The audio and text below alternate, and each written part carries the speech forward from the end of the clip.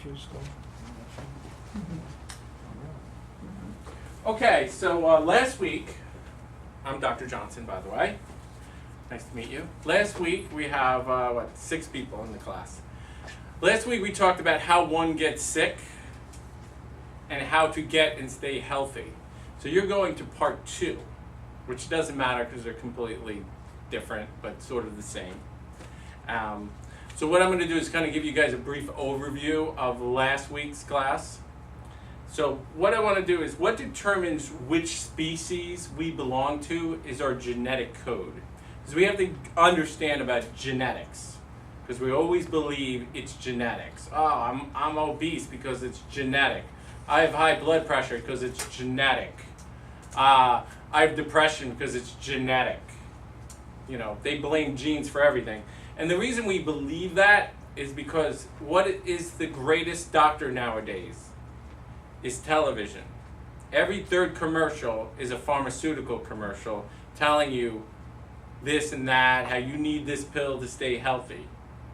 And what they've done is they've made you believe that it's genetic. And if you believe it's all about genes, then you have absolutely no power and no control over your destiny. And I can tell you that that's a false belief. Okay, because they want to sell more pills and more drugs. So if they get you to think you have no control, then why bother taking care of yourself, eating right? Just go eat McDonald's and pop pills. So it's our genes, okay? It's our genetic code that makes us different from a different species, such as a giraffe. The Human Genome Project, okay, determined that our genes were formed. We have the same genes as 20,000 years ago. The same genes. We genetically require the same foods and the same environment and same lifestyle as we had 20,000 years ago. We are hunter-gatherers. We have hunter-gatherer genes. Hi there. We have hunter-gatherer genes living in an industrial environment. This mismatch, this incongruency between our genetic requirements and our environment is the root cause of all premature chronic illnesses nowadays. Anytime we have premature illnesses, depression, high blood pressure, high cholesterol, we blame the genes for our health. It's instinctively what we think. And our genetic code, it's our genetic code that determines what type of environment we need to live in. And it's the environment or lifestyle that we live in determines how we express those genes. In other words, our genes determine what foods you require, we all require because we're species specific. And also our genes determine what is toxic to you. Different stressors and required ingredients are species specific. So your genes, what I want you to think about is your genes are a recipe book. If you were a baker and you bake pies, you have your recipe book. And determining, you could take your recipe book, that's the gene, that's your genes, and if that baker uses the right ingredients that's in the gene book, the recipe book, he will bake a perfect cake. Now, instead of saying he's making an apple pie, he decides he's going to use oranges instead of an apple.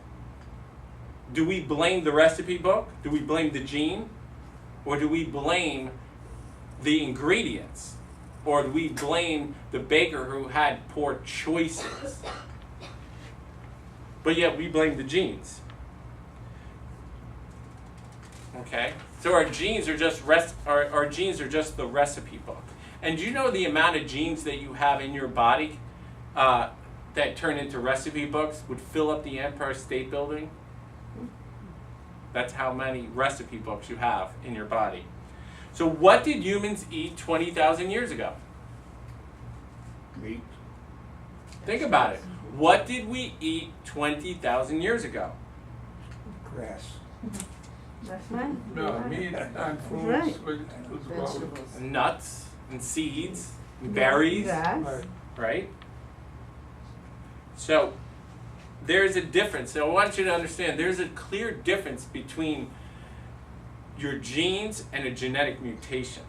So many people confuse the two. They say, oh, it's genetic. Look, if you have trisomy 21, right? That turns into Down syndrome because you make 3 21 genes instead of 2.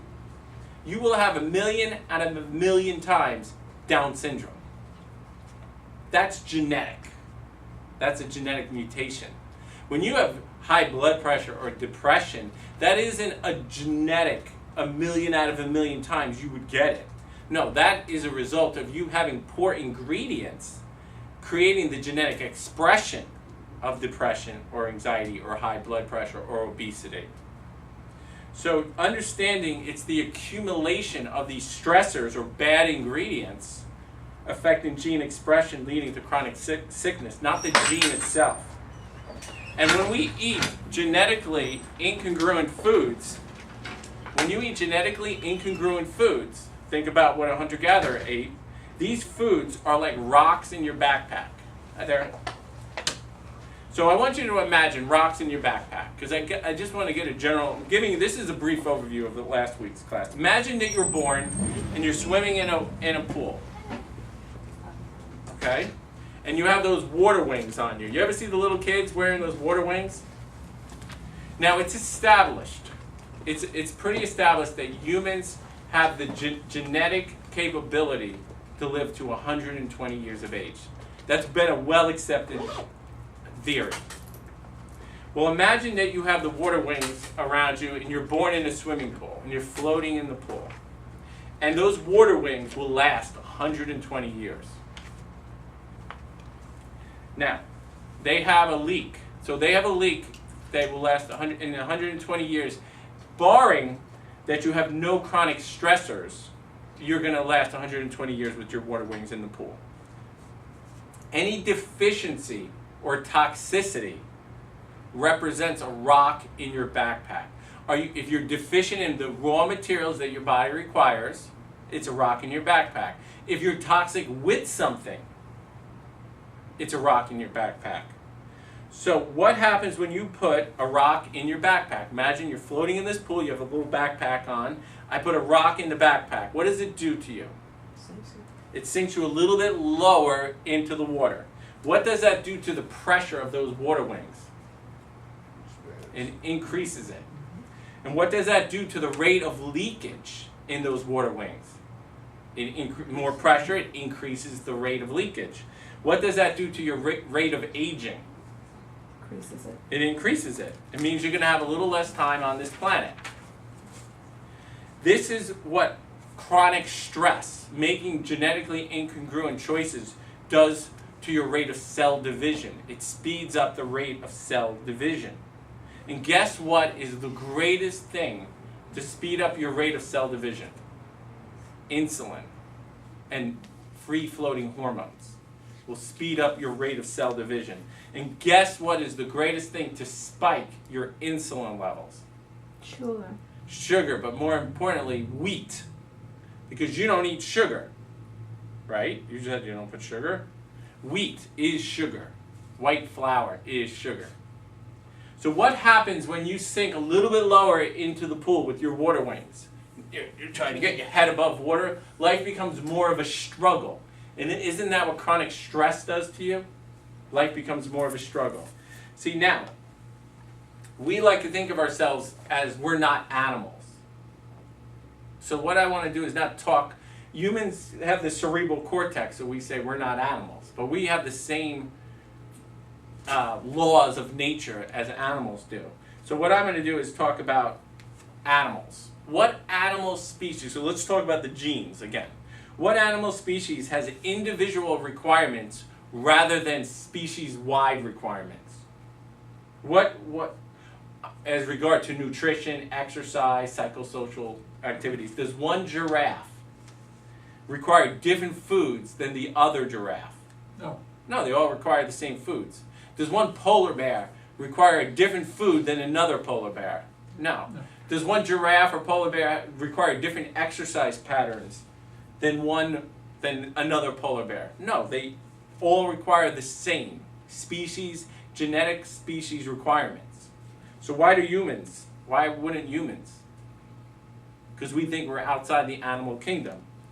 In fact, all humans require the same essential nutrients, the same exercise patterns, and the same positive relationships, positive interpersonal relationships, in order to express that genetic potential. So again, what did we eat 20,000 years ago? And are you eating what we ate 20,000 years ago? And you want to blame the genes. Did wheat exist 20,000 years ago? Well, it did. It had one little wheat plant here, and then if you search for another 5 hours, you may find another little wheat plant here before the agricultural revolution, right? So no one ate wheat products. So that really isn't a genetically required food. And when you do eat those genetically required incongruent foods, it's a rock in your backpack. So you have to ask yourself, why are you overweight? Why do you have high blood pressure? Why do you have all these illnesses? Because you're eating genetically incongruent foods. So we define a stressor as anything deficient or toxic. And a stressor is a rock in your backpack. And for you to become sick, you must have enough of those stressors and be deficient and toxic over a period of time, leading to a sickness. So, if you eat a bad meal, it's a rock in your backpack, sinking you lower. If you eat a donut, it's a rock in your backpack. If you sit for 6 to 8 hours in front of a computer, believe it or not, that's a rock in your backpack. Think about, what did a hunter-gatherer do 20,000 years ago? Did he sit in front of a computer? No, he moved 12 hours, at least 12 hours a day. Movement is a required nutrient. If you don't exercise, rock in your backpack. If you have bad posture, your spine doesn't move properly, rock in your backpack.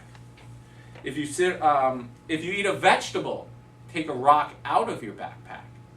If you exercise, take a rock out of your backpack.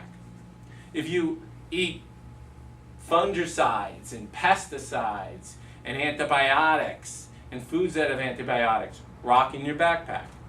And these bioaccumulate, and the backpack gets heavier and heavier and heavier, sinking you lower and lower into the water, again making life more of a struggle, which makes you feel more and more tired. Then you get chronic fatigue, and then you get depressed, and then you get anxious, and this is how life goes. And then you go and you say, well, it's probably because I'm getting older, or it's the genes.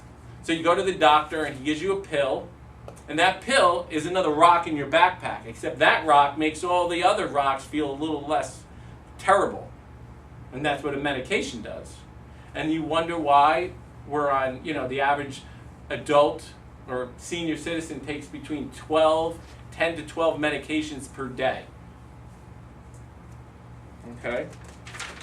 So, you have to understand that sickness, you don't wake up and you're sick. Barring bacterial infections, Ebola virus. We're not talking about those rare things. We're talking about chronic illnesses. The stages of sickness are, you go into an acute stress response. That acute stress response, which is called adaptation, when you continually eat the genetically incongruent foods, the acute stress response turns into a chronic stress response. Then you go from adaptation to fatigue. Eventually the body fatigues and tires out and putters out, and then you have death. So I want you to understand that the body doesn't make mistakes.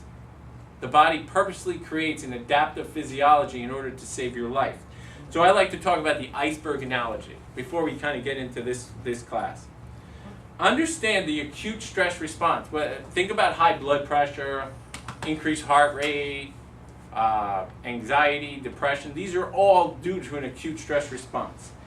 The acute stress response is really in an alarm stage. It's kind of knocking, hey, something's not right. Get out of this unhealthy environment. And it isn't really necessarily healthy to be in an acute stress response, but it is still very intelligent when you have these. The sole goal of the acute stressor response is not to make you well.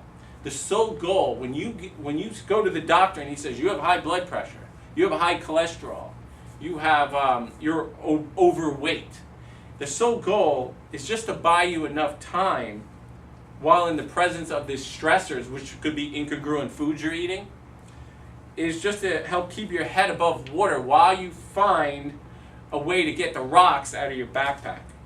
The goal of the acute stress response is not to buy survival time for healing.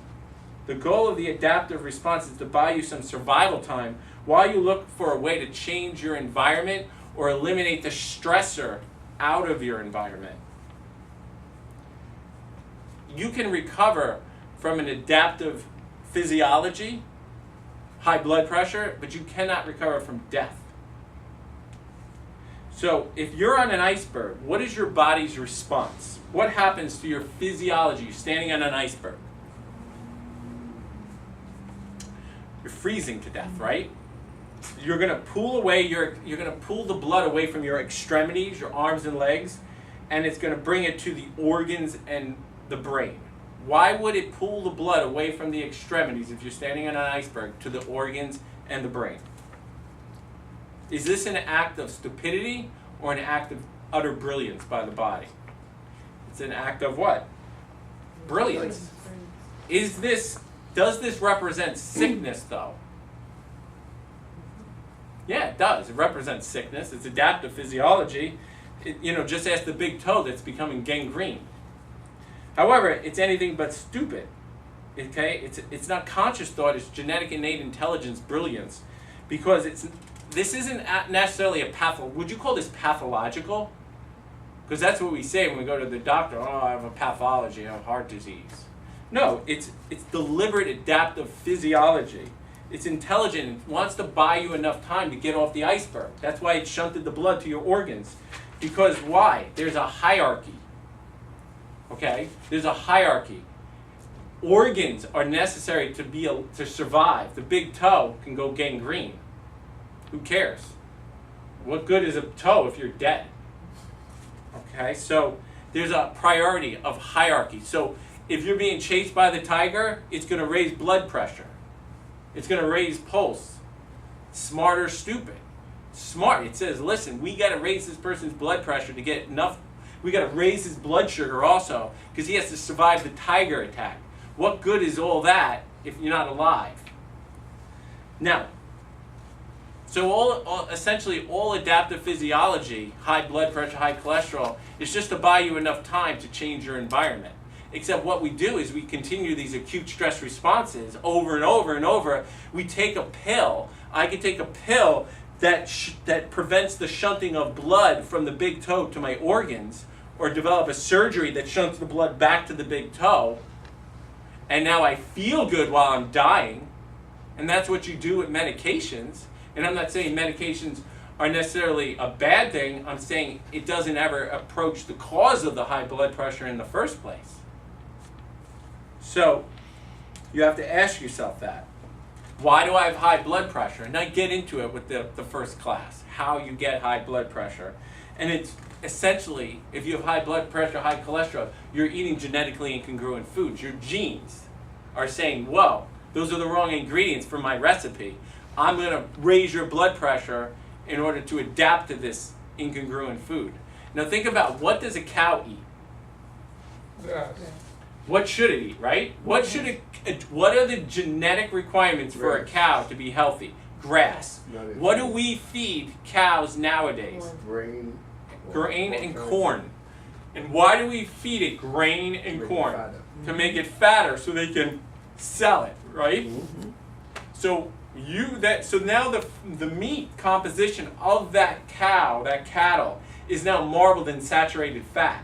However, if it ate grass, it would be much leaner and it would be marbled in healthy fats. Do we blame the genes for that cow? So why do we blame the genes for us? That's the point. So how do you fatten an American? How do you fatten a person? Feed it grain and corn. What is white flour? Grain. So we're a feedlot. I always say America's a feedlot. All right, so your cells are genetically programmed for balance and health. Experiencing lifelong health and vitality is normal. Again, what is the definition of health? When I feel good today, I'm healthy. When my back doesn't hurt, I'm healthy.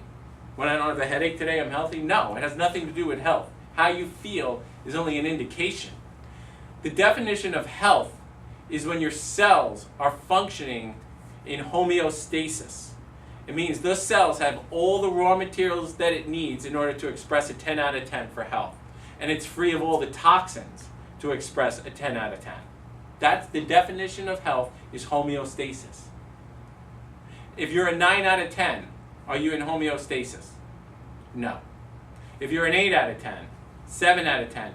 Now what happens when you don't have, your genes don't have the raw materials that it requires, it begins to adapt. It says, oh my God, I'm eating white flour products all day long. I'm going to adapt, and it's going to raise what? Blood pressure and everything else. We talked about that. I'm not going to get into it in this class. So 0 out of 10 is death. Now we want to get you to as close to 9 out of 10 as possible, right? So you're as close to homeostasis. And that's definition. Do you know that happiness is a natural state of the mind? And when you're in a homeostasis, you cannot but be happy. So when you're not happy, it means your body's adapting to something. All illness and suffering are inevitable results of the cells functioning in a state of stress. Your cells are not genetically programmed to randomly enter a state of stress and illness. Cells only enter a state of stress due to a stressor. And experiencing illness is not normal. You know, it's very hard to kill a person. You think about how much people abuse each other and you can't even die. I already said last week, Charlie Sheen. Look at that guy. Pounds of cocaine and he still didn't die. It's very hard. There are two underlying causes that keep cells in a state of balance. Your cells will always be healthy if your cells receive the nutrients required to genetically express balance, function, and health. Are you feeding the body the right amount of vegetables per day? Are you drinking the right amount of water per day? Are you getting the right amount of minerals per day? And are your cells free of toxins that force the genetic expression of stress function? Are you just, eating sugar-free diet foods every day? There are only two causes why you would be in a state of stress and illness. You're either deficient in what your body requires, or you're toxic with what it doesn't need. You're poisoned. So what I like to do is talk about, you guys have to understand, it's all about the questions you ask. You guys go to the doctor and you say, Doc, I don't feel good, and what do I got? And when you always ask, what do I got? The answer is always, take this pill. And then they say, well, what's your genetic history? Oh, you have high blood pressure, take this pill. Or you go, oh, you have high blood pressure, take this pill. Oh, you got a family history of high blood pressure, take this pill. But they only go back one generation. They don't realize if you go back 5 generations, there wasn't obesity. It didn't exist. There wasn't an overabundance of food. So, you guys have to start asking the right question. And the double-blind studies, medicine likes to it all depends on how you define better. So imagine you guys are wilted plants. Again, take it away from humans so you guys get the big point. You're wilted plants. When you're wilted plants versus you're sick, because all you ask for is what pill do I need when I'm sick. But when I say you see a wilted plant, what comes to your mind right away? Water. It's missing something. It's deficient in something. So let's do a double-blind study. What they do is they blindfold the doctor. The doctor doesn't know what anyone's taking. And you guys don't know what you're taking. So I'm going to give you guys real water. You 3, real water. You 4, real water. And you 5, fake water. At the end of 6 weeks, they do a double-blind study. They come back. The plants are still wilted. And what they do under a hypothesis of a double-blind study, they would say, based on the results, I gave it water. It was missing water. And, they don't even ask that question. They say, we gave it water. It's still wilted. Water is useless for wilted plants, based on a double-blind study. And us in the health paradigm say that's ridiculous. if it was missing water and I gave it water, is it better? Well, if you define better by wilted or not wilted, it was useless. But if we say you were missing water and I gave you water, are you healthier? Are you closer to homeostasis? And that's what we do. But they do double-blind studies. You say, oh, you had back pain. He adjusted it 5 times. He still has back pain. Chiropractic is useless for back pain. And we say that's ridiculous. If he had back pain because he had a movement deficiency problem, his spine didn't move properly, and I got it to move properly, is he better? Well, if you define better by less symptoms, no. But if you define better by making him more sufficient in what they were missing, that's the health paradigm. Do you get that? So you're all wilted still. What else could that plant be missing? Minerals. Nutrition. Nutrition. Okay, nutrition, soil, right, and the minerals. So what we're going to do is we're going to give you 3 real water, real minerals. We're going to give you guys real water, no minerals, real minerals, no water, fake. Who got better? The mineral and water. Okay, well after 6 weeks you're still wilted. What does this double-blind study conclude? Bad plant. It's dead. They say water and minerals is useless. And we say, but that's ridiculous. You know, I adjusted them, I changed their diet. Oh, well, they're still sick. We say, yeah, but that makes no sense. If it was missing minerals and I gave it minerals, did they get better? If they were missing water, did they get better? Yeah, they got closer. They're getting closer to homeostasis, but they're still wilted. So what does medicine conclude? Chiropractors are quacks. And isn't that what they do? And we say that's ridiculous. So now let's say, what else could you be missing? Wilted plants. Sunlight. Sunlight. All right, so we give you real water, real sunlight, etc. Fake. At the end of 6 weeks, you're still wilted. Oh my God. Water, sunlight is useless based upon a double-blind study. And we say over here, that's crazy. Well, how do you define better? They're still wilted. They still have the symptom. And we say, no. If they were missing water, we gave it water. Are they healthier? If they were missing sunlight, I gave it sunlight. Are they healthier? Yeah. You gotta ask yourself, how do you define better? It's all about the question and the research. You got high cholesterol. I give you a cholesterol drug. It lowers your cholesterol. Are you better? Well, according to the medical doctor, you're better. You have less cholesterol. And we say, that's ridiculous. You're still eating genetically incongruent foods. You didn't change your diet one bit. You're still going to die of heart disease. You're just going to die of heart disease with lower cholesterol. It's true. And you can do the research. The research is, which I don't want to get back to last week's class, so I want to go to that class. We talk about that. So, why are you still wilted? Well, oh my God, you guys, your root system shares the same root system to the gas station down the street, and they're dumping petroleum fuels in the soil, and you're toxic. So for you to be sick, you must be deficient in something or toxic with something. And for you to get healthy, you must be sufficient and pure for a prolonged period of time in order to get out of that adaptive physiology. And it takes time. So you can't think, oh, I did it for 6 weeks, I should be healthy. No, it takes time. In a year, you'll be dramatically improved. So it's all about the question you ask.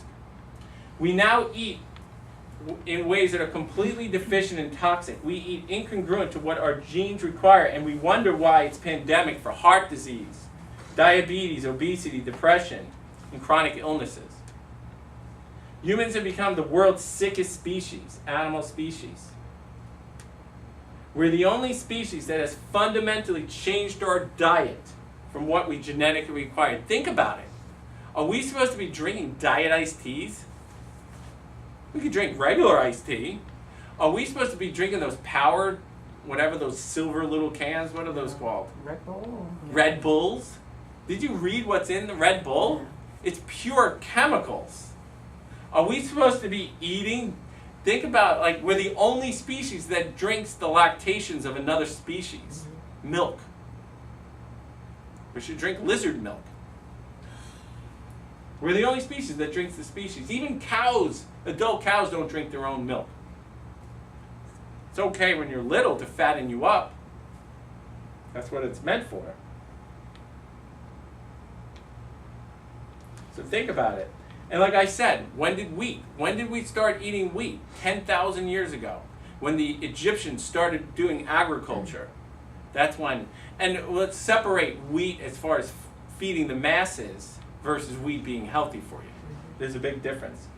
So if this is just proving that we have the same genes from a hunter-gatherer going back, and it shows you how we get all these illnesses. We're eating so genetically incongruent that it's contributing to chronic illness, atherosclerosis, hypertension, cancers, diabetes, obesity. 75% of deaths in our society are from genetically incongruent foods. That means all this whole healthcare crisis is due to genetically incongruent. 25% of deaths is from accidents, wrong drug, death, traumas. How come we live longer? We'll get to that. That's coming up. Good. The foods we Very eat good are question. usually divided into 4 basic groups: meats and fish, vegetables and fruit, milk and milk products, and breads and cereals. But if you look at these, meat and fish, vegetables and fruit, and nuts were really what a hunter-gatherer ate 20,000 years ago. The milk and milk products and the breads and cereals weren't around. What's really causing all the illnesses and sickness is breads and cereals and milk products. They say, and you go to a dietitian, this is what they say you should have. It's a well-balanced meal. It's not. It's lobbied. All right, so let's go. 5 important facts. Our genes are programmed for health. It is toxicity and or deficiency affecting gene expression leading to sickness, not faulty genes. Our genes don't differ from the hunter-gatherer. Our ancestors and tribes did not die from the diseases of lifestyle like cancer, diabetes, heart disease, hypertension, strokes, degenerative diseases, autoimmune diseases, rheumatoid arthritis, lupus, all these diseases. The only difference between our healthy ancestors and our sick society is toxicities and deficiencies, really wheat products. Modern illness is due to environmental, not genetic. Health is attainable. Okay, so here we go. 10 leading causes of death in 1900. Pneumonia, tuberculosis, enteritis. And then there's heart disease, stroke, and you go down. Cancers are very low. Then, today, heart disease, cancer, strokes. So why do we live longer today than we did in 1900? What is the reason we live longer today? This is always good because everyone always thinks. Say it. Say what's on your mind. Why do we live longer today than 114 years ago? Medication. Medication, right? Not correct. Okay? We live longer today because of refrigeration, sanitation, and dentistry, essentially. Not to say that you have an infection, they'll save you life. But that's not the main reason why we're living longer today, because we're not dying of all the infections because of sanitation, refrigeration. We used to die of so many enteritis, if you go back. All this, pneumonia, tuberculosis, enteritis. That's not a main cause of death. That was back then when we didn't have heating and there was no sanitation and people were dumping their poo out the window and there was lots of infections going around. You had a cavity that was so rotted it goes into your intestines causing enteritis. You didn't have refrigeration. You were eating foods that were rotten causing digestive problems. That was the main reason. Once we cleared that up, people weren't getting infections. Then antibiotics came. Of course, antibiotics are helping prevent you from dying, but that's not the main reason why we live longer today. That's not a large part of it. It's because of refrigeration. I've got to ask you a question. Now there is, yes? Years ago, in 1900 for instance, a person gets sick and he dies of cancer, but they didn't know what cancer was. They didn't label it as a So it's cancer. medical technology. The average medication. lifespan And make it back live then longer. was like 45 or 50. No, I mean, Then- what you okay. said, what you Yes, said was, but has cancer. People had cancer back then, but it was like 1 out of 50 people. because they versus couldn't label it that. no, that's been proven. Cancer rates have doubled in the last 30 years. That's statistical fact. One out of two people are going to get cancer nowadays. It's definitely contributed to the industrialized food industry. They show 1 out of 50 people used to get cancer. 1 out of 2 will get cancer nowadays. Diabetes has quadrupled in the last 30 years. How can you call that due to medication? The depression has dramatically increased Because in the the last stress 30 is, years. depression, the stress of everybody is Yeah, higher. you have to go to class 1 because I go through that step by step how you get it. Medication will save you in a crisis. You have a broken bone, you get a heart attack. Yes, you go to the emergency room, they'll save your life. Okay, thank God they're around, but that represents a small part of it. Most people are dying of chronic illnesses, and they're taking high cholesterol. That's what I'm talking about. Taking a pill, a blood pressure pill, and eating the same genetically incongruent diet is not making you live longer. You're still going to die from it. Okay? It's masking it. Yes, it's masking it. It's not fixing the problem. Taking a pill does not fix a problem. My father, yes, okay, would be dead without medical intervention. So I'm not here bashing it. There's a clear distinction. What I'm saying is if you think a pill is all you need, you're totally being fooled. You've been duped to think, take a pill and you're going to be healthy. There's so much statistics and research shows that's complete malarkey.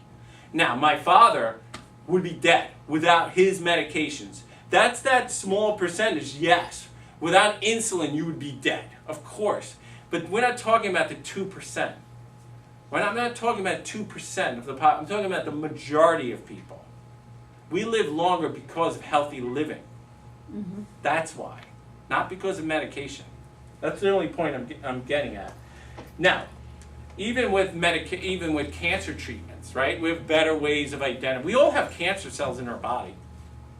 You know that. But our immune system, if it's working properly, kills it every day. Gets rid of it. But heart disease and cancer is dramatically increased. So, why? That's the statistic. That's a fact. So based on your theory, that doesn't hold up. If we're taking more pills, more drugs, and yet we have more heart disease, we have more obesity, we have more diabetes. So if drugs were the answer, it's not the answer. So that's a fact. All right, the most important thing you need to understand is how you eat has a direct impact on your cells. We have become convinced that we are somehow immune to the natural laws that every other animal species is governed by. If you were a monkey and I fed it, hot dogs and hamburgers, is that monkey going to get stronger or weaker?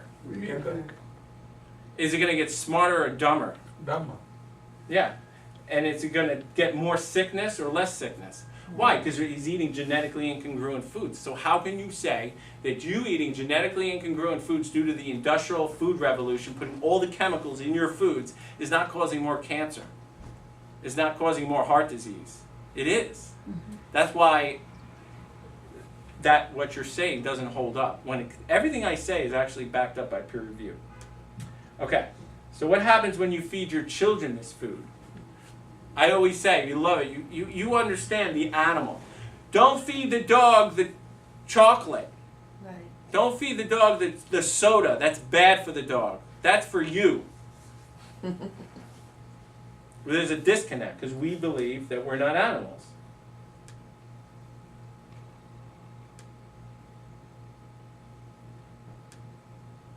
So, here we go. 2 most important questions for nutrition. What nutritional choices are sufficient and pure that result in the expression of health and vitality? What does your body require to be healthy? Vegetables. Vegetables and fruits, essentially, right? And protein. How much do you eat a day? How many vegetables do you eat a day? 10% when you're supposed to eat at least 50% vegetables per day, and you wonder why you're overweight? And what are you doing on our program? That's all you're eating, really. We say eat as much of the vegetables as you can. Now, what nutritional choices are deficient and toxic, causing the expression of illness and suffering? I always like to say, the donut versus the apple. Donut versus the apple. What are you going to eat? Yeah. The apple. Okay. The donut before. Hey, exactly. The truth is, you're going to eat the donut, right? Well, not really, because your belief system, what is healthy for you. You know that the apple, but you don't understand the devastation of eating the donut. The donut represents deficiencies and toxicities. There's no nutritional value. There's no minerals in it. There's no phytonutrients in it. There's nothing that your cells need in order to express homeostasis. And it's also toxic with sugar and wheat and flour and chemicals, which is devastating, pushes you from a 10 out of 10 into whatever, a 7 out of 10. What you also don't realize, the devastation of not eating the apple. It's just as devastating by not eating it, because what's in the apple that your cells require in order to express the genetic potential? Vitamins, minerals, water-soluble fiber. So it's just as devastating. So I always say eat the apple first. Then if you want the donut, have the donut. At least you get half of it. For you guys, not at all. Everything you eat affects cell function that determines whether you express health or illness. If you eat incongruent with your genes, you will express illness. The average industrial Western society is toxic. It is in fact genetically incongruent. You see the guy bellow up into the commercial. He walks into the diner. His stomach is so sick. He sits down. He pops 2 Pepsi AC, so he can order chili dogs with cheese fries. Now, and he's smiling. Now, what you don't understand, it's actually suicide to take the pill so you can eat the foods that made you sick in the first place, that caused your stomach acid reflux problems. And it's also murder. It's murder to recommend that you take those pills so you can continue to eat the food that made you sick in the first place. And why is that legal? Because it's all about money. The current pandemic of chronic illness and suffering, cancers, diabetes, is directly due to dietary and other lifestyle factors. Scientific evidence clearly shows the current expert food recommendations are inadequate and often toxic and deficient. The dairy and the wheat part is completely due to science. Medical scientists do the research. If you eat incongruent with your genes, if you eat pure and sufficient diet, you will express guaranteed health, guaranteed. Now, let's get into it here. 10 healthy characteristics of an innate diet. You must have a low glycemic index. What does that mean? Every food that you eat has a sugar level to it. If you eat an apple, do you know that it takes more energy to digest an apple than you get from an apple? That's why apples are good food to eat. If you eat wheat products, it spikes up your blood sugar levels dramatically. So you want to eat low blood insulin, low blood sugar. Are you doing that on our program? Absolutely. You want to have an omega-6 to omega-3 fatty acid ratio, 1-to-1 ratio. Now, you're not eating any fats because we're trying to get you to lose weight in a very quick way. Okay, but you're supposed to have a 1-to-1 ratio, or at least a 2-to-1 ratio of healthy fats versus unhealthy fats. What is a healthy fat? Olive oil. Olive oil, right? Monounsaturated. What's an unhealthy fat? Saturated fat, like bacon is an unhealthy fat. Trans fats, margarine, corn oil,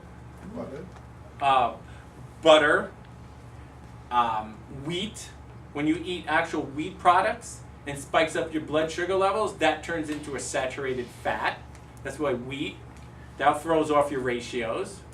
So we're supposed to, now there's no such thing really as a bad fat, just to let you know. Bad ratios is what's bad. You need good fats and bad fats. So there's really no such thing. It's just what predominates.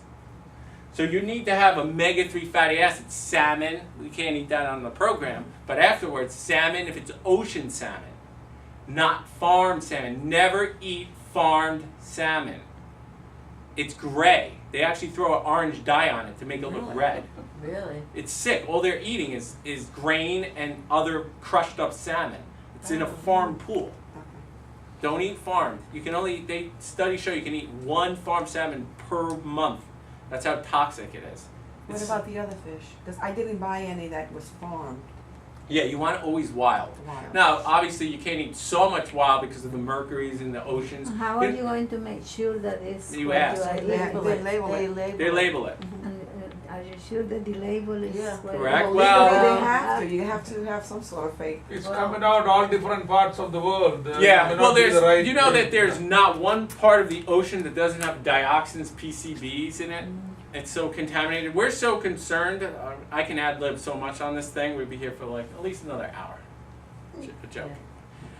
That the waters are so polluted. We're so concerned about, a degree, a half a degree of atmospheric temperature, that it's a complete diversion to how polluted our soils are and our ground is and our water is.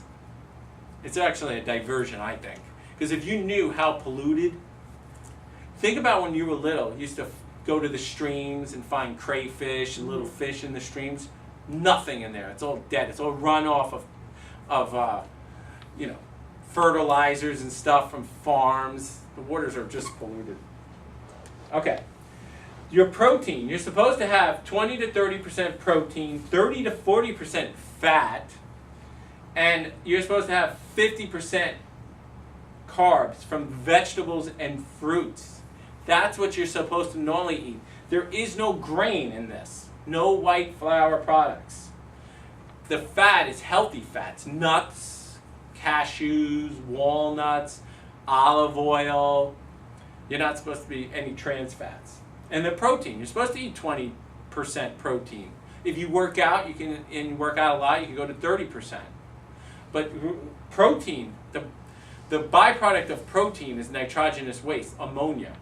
That's why that Atkins diet isn't good. All you're eating is protein all day. So it's very taxing on the organs. And fat is actually good for you. Your body needs fat to make hormones. Your brain needs fat. Unfortunately, everyone's eating saturated fats and trans fats, so the brain doesn't get the right essential fatty acids, and you have lots of depression. Do you know that omega-3 DHA, omega-3 is a precursor to serotonin and dopamine? So if you don't get enough of that, in your lifetime, then you're going to be deficient in it, which we talked about in the first class.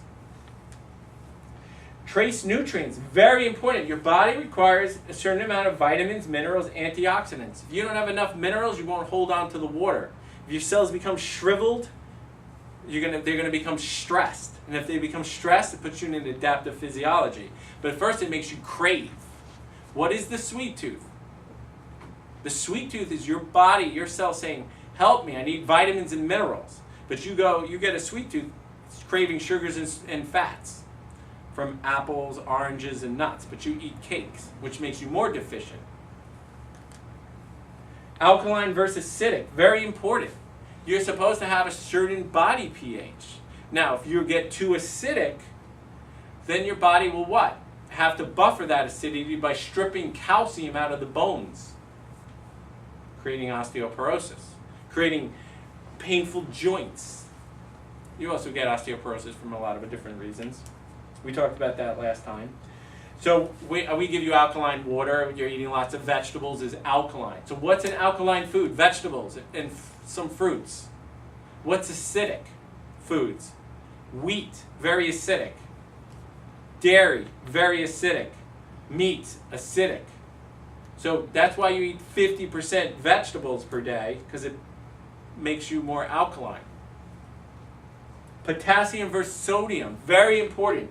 You're supposed to have a 2-to-1 or a 5-to-1 ratio of potassium to 1 sodium. 5 potassiums to 1 sodium.